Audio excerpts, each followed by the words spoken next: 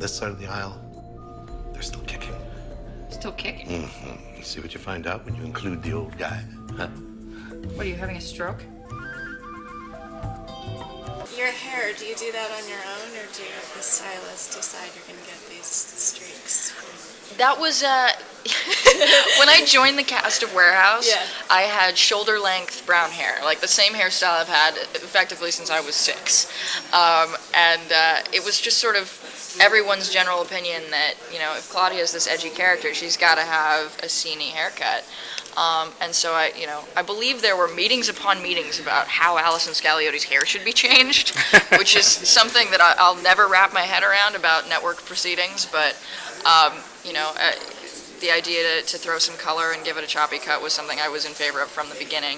And then with the colored streak, it was our hair designer Susan Exton Stranks who said, let's put a clip in it, and so it's a little extension that changes color every week. Oh, okay. And Saul jokes almost on a weekly basis that he wants to just in a scene walk up to me and yank it right out of my head and say what's the meaning of this, and I in turn will grab onto his life-size eyebrows and yank on those and go, what's the meaning of these? He'll go, okay, checkmate. Got it. We're actually making a t-shirt, Allison. Of? We're doing a t-shirt where fans can actually color in your hair on their t-shirts. Are you serious? Oh, that's cool. That's so cool. Yep. So I can have like all So purple every hair day and of a the red week, streak. you can change your hair with your markers and then wash it out and then change it for the... Can we So you talk can use about it that? as- Is that really going to happen? It really is awesome. We're doing a t-shirt of Allison's hair. You can use it yourself to make suggestions on what. Yes. I should, yeah. See now, look at how good this looks. You know? Right? Love that. What else? Where's my Claudia action figure? Or is that like a season 4 Now thing? you're going to turn around and That's like a season 4 I'll thing. work on that. Right now we're t-shirts. Quantum Mechanics has made these amazing replicas of our Farnsworths. And Jack Henney, our showrunner, had this great party to celebrate the finale airing. And he gave out, party favors. And one of the favors, I was actually kind of like proud of it. It was a blueprint for Claudia's Rock and Roll Farnsworth. Wow. The fancy, like, Farnsworth's original Farnsworth, which is really, really exciting. So That is cool. I'm all about the merch. Are you working on any projects during the hiatus? I did, yeah. I just finished an indie movie called Losers Take All. It's from the director of Pray for Rock and Roll, and it's about a punk band in 1986. And their not quite meteoric rise to almost fame and subsequent plummet right back into the gutter where they started. And I play a sort of rock vixen who just has an eye for talent and plucks this band out of obscurity and sets them up with a record label and then moves on to her next project.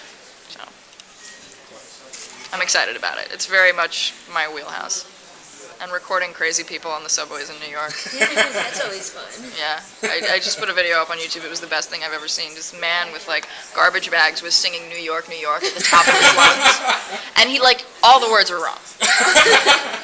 I was like, sir, you don't know the lyrics to this song. And he was just belting it. He was going for it. And I had to respect it. I was like, I almost felt like, in hindsight, I think I should have joined him. I was going to say joined in. And I right? could have set him back on track in terms of the lyrics. We could have gone for the big finish, and then maybe it would have stopped. But we got on the subway, and he sang the entire, from Brooklyn to the, West Side. He was belting.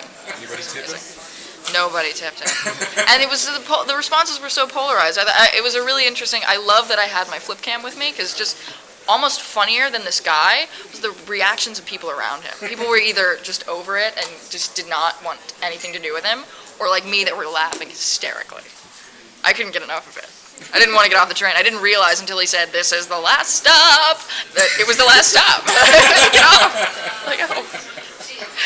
So yeah, that's my time in New York. Where can they find your YouTube videos? I mean, are they public out there? I mean, can Yeah, people find it's them? my YouTube account is the same as my Twitter account. So Allison Scag. Allison Scag, yeah. Any dream guest stars? Betty White. Yes. Yes. I want Betty White You know, unfortunately, B. Arthur's not with us anymore. Right. Otherwise, it would be B. Arthur. I think Christopher Walken, if he's still standing up, and any sort of classic rock musician we could get. Like when I said Debbie Harry, I meant it. Joan Jett would be ultimate. Wow. You know, I don't know what Pat Benatar is doing right now, but you know, let's get her up there. but number one, Betty White. Look, it's encrypted. That's so cute. Chomp, chomp, chomp.